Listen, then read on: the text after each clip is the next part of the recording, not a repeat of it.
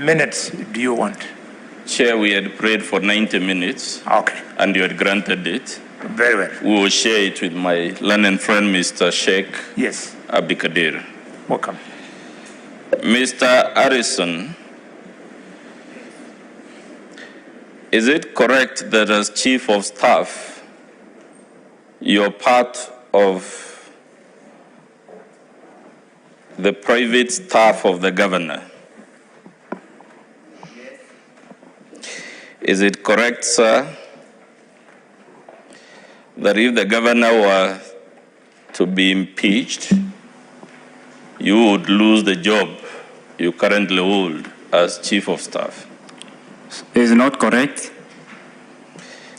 Don't staff like yourself, don't their mandate terminate with the mandate of the governor in question? No. In the event the governor were impeached, would the new governor be entitled to appoint his own Chief of Staff? Yes. Therefore, you will not be the Chief of Staff.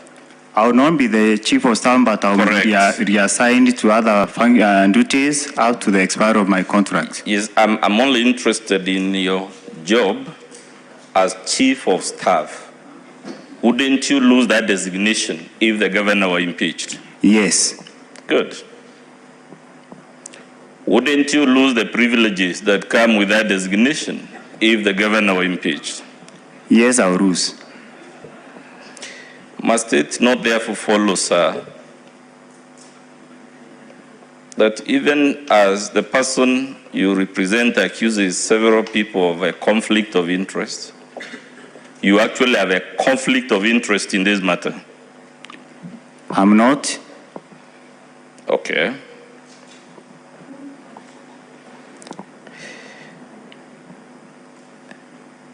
You say, sir, in your affidavit, that you can speak to all the allegations, that is paragraph 3 of your affidavit, against the governor. It's true. You will agree with me that you are not the alter ego of the governor.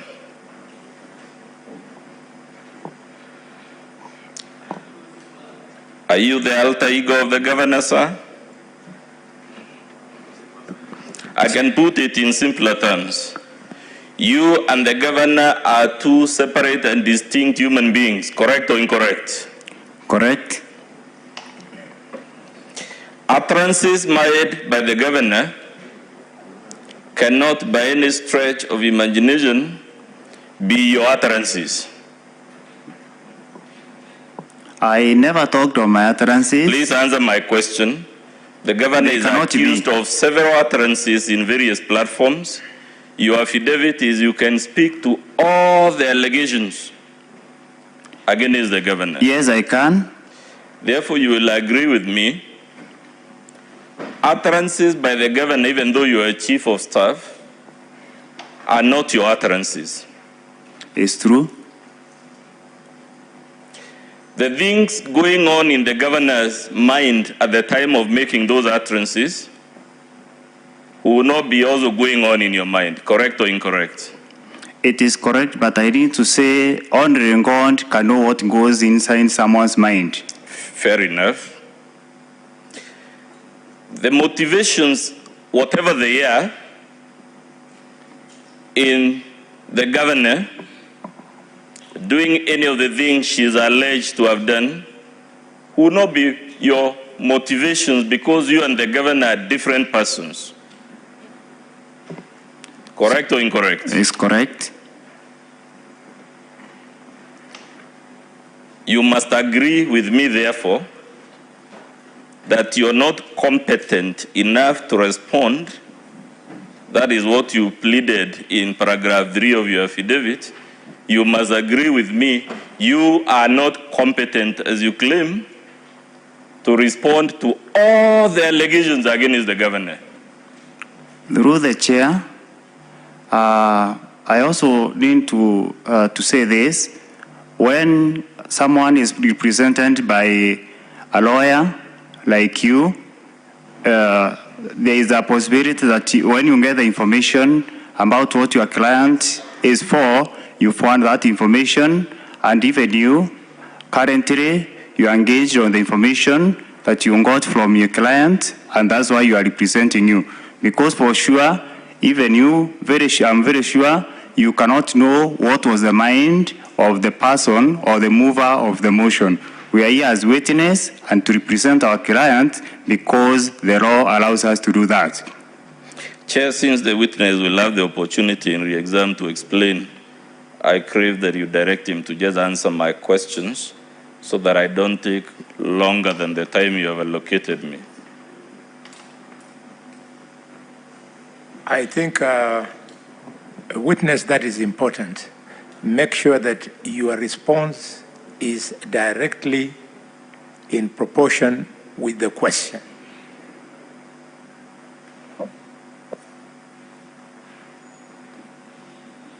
Noted, Chair.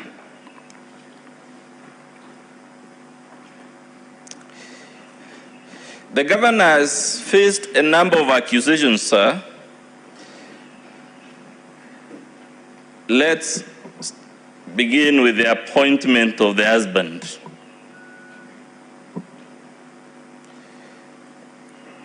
Is it your position, sir, the governor never made the utterances we saw on video are making? She made the utterances. Good. So the only difference between you and me is our interpretation of those utterances, isn't it? Yes, through the chair, the utterances are not in dispute to any party. So do you agree with me that the only contest between the two sides is not whether the utterances were made, but how we have interpreted them vis-a-vis how the governor has interpreted them? It's true.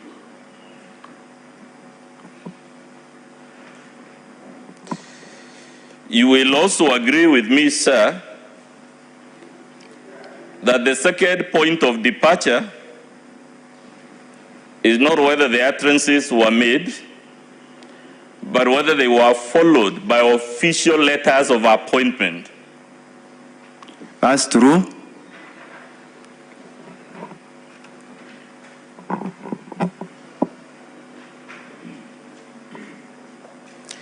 Sir, would you expect people watching the governor making utterances of the type she was making to take them seriously? Pardon? Would you expect the ordinary citizen to take utterances by the governor seriously and specifically on their face value? Yes, I do. If the governor announces on national television or regional television that she has appointed her husband to some office, would you expect the ordinary rational person to take her seriously? I expect to be taken serious. I want to add, there is no denial that she did that. Order witness. Counsel, help us. You cannot expect the witness to testify on the opinion of other people. Limit him to his evidence and poke holes in his evidence. But to ask him now to give us an opinion on what he thinks the whole county was thinking, we shall be stretching him. Let's come to our point of divergence on the issue whether the appointment letters were issued. They were not. Are you a member of the County Public Service Board, sir? I'm not. Are you the county secretary? I'm not.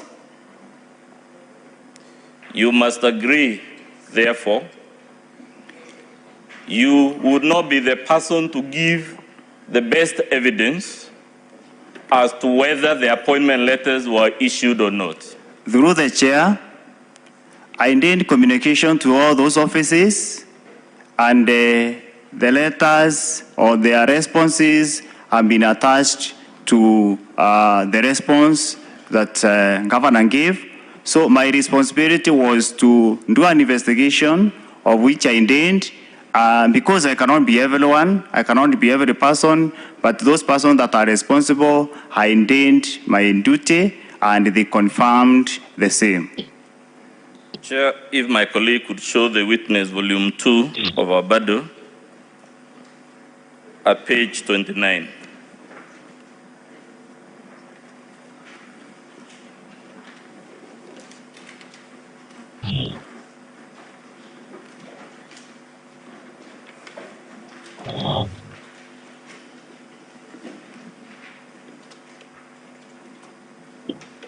Council, are you referring to your bundle or ours? Ours, volume 2.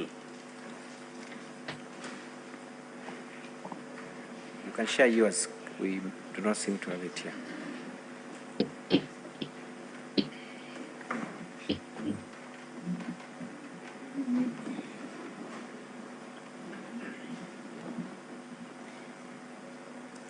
What you have there, sir, before you is a printout of section 56. My interest is in subsection 2 of the County Governments Act. Can you read it for us? The county public service shall be ended by a county secretary appointed under section 44. You will agree, sir, that is the person competent to confirm to this Senate whether there is an appointment letter or not. Through the chair, if you look at all the letters were copied to the county secretary to That's confirm. not my question, sir. Based on that section, wouldn't the county secretary be the person legally qualified to tell the Senate whether or not an appointment letter was issued? Probably it is good to differentiate between the office of the governor and the county public service. There is a difference. I didn't ask about the differences. Please answer my question. If you don't want to answer it so that we move fast, just say you don't want to answer my question. County secretary can confirm about the public service, but the chief of staff confirms about those that are employed in the office of the governor. Are you aware the motion is about appointments to the county public service, not to the private office of the governor? It is misplaced because the people that were mentioned are supposed to be those people in the office of the governor. Let's come to the office of firefighters in the county government of MERU. Is that would that be an appointment in the office of the governor? Yes, it is.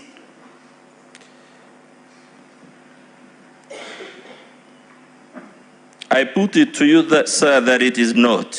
There is a firefighting department. It is not an office in the private affairs of the governor like the advisors and the chief of staff like yourself.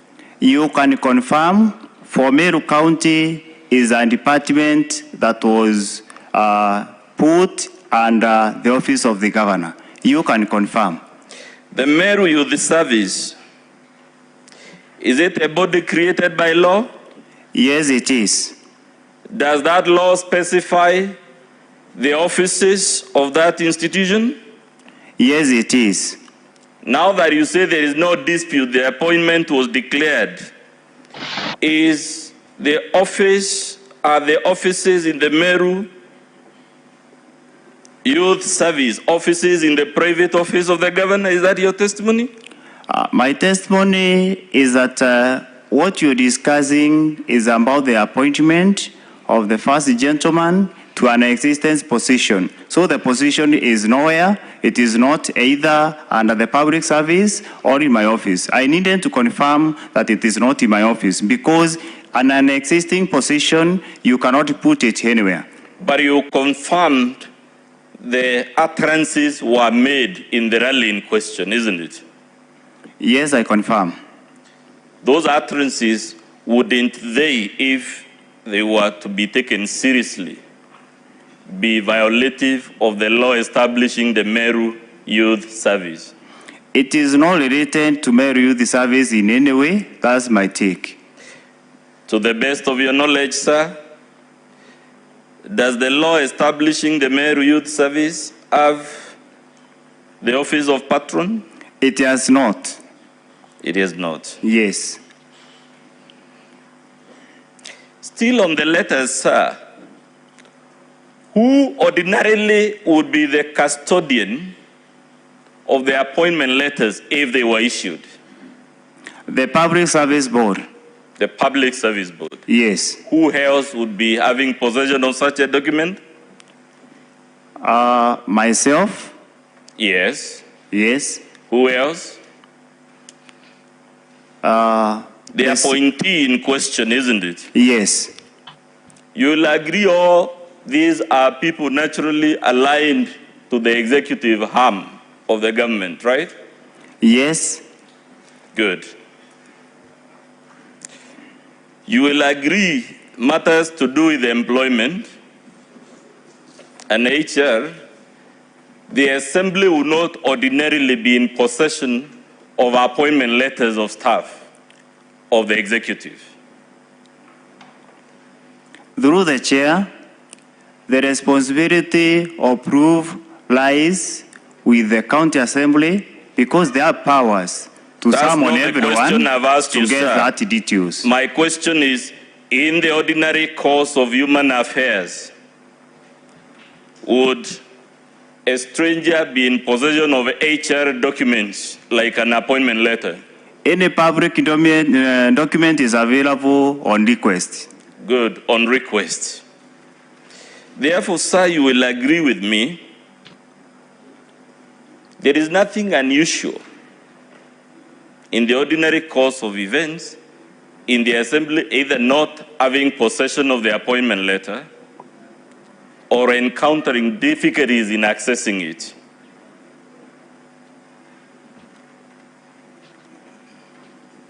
Pardon?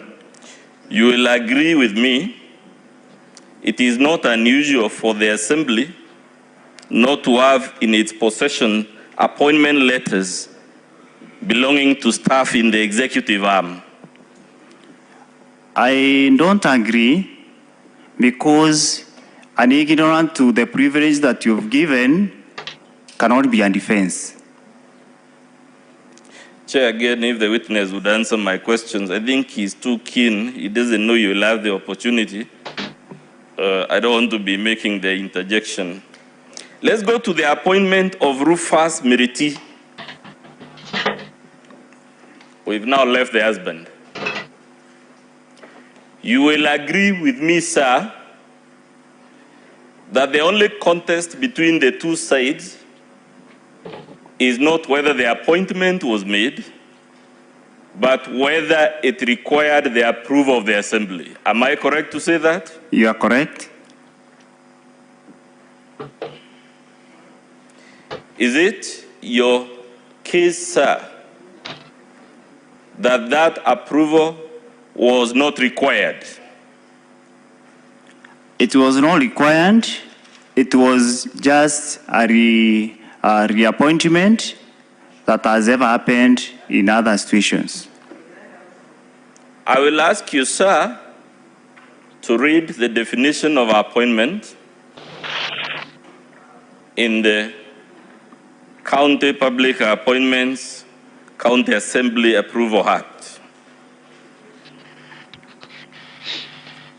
Chair, that will be it. I will ask you, sir, to read the definition of appointment into volume 2 of our Bible, page 186. It's a decision, Chair, that begins at page 170, but I'm only interested in the conclusion the judge arrived at, which is at 186. Honorable Chair, with your kind permission. Yes, what is it? Honorable Chair, the concern is that this witness is being taken through a course to offer opinions on possessions of the law. I think that is a matter for lawyers, and he should first of all have confirmed whether he tackles or handles matters of law in the office he said he serves in the county. Now he's being told to interpret a judicial decision, which, my lord, may not be within his competence, because it's a matter of law, and any other witness, including the governor, would not have testified to that because it's not a factual matter. It's a matter of law. I think the witness is being oppressed to be required to offer a legal opinion. He has no training in law, my lord. Thank you. Counsel, don't overprotect your witness. Your witness is a very competent man. I think what the counsel for the county assembly is asking for is not a point of law. He's not even seeking an opinion. It's a fair question. Let the answer be on record. We shall interpret it. Don't overprotect him. He's above 18. Most obliged, sir. Through the chair. I've even asked you the question, sir. Please read for us paragraph 105 on page 186. It's a matter about the county assembly appointments, just like the one now before us. Please read it. Paragraph 105.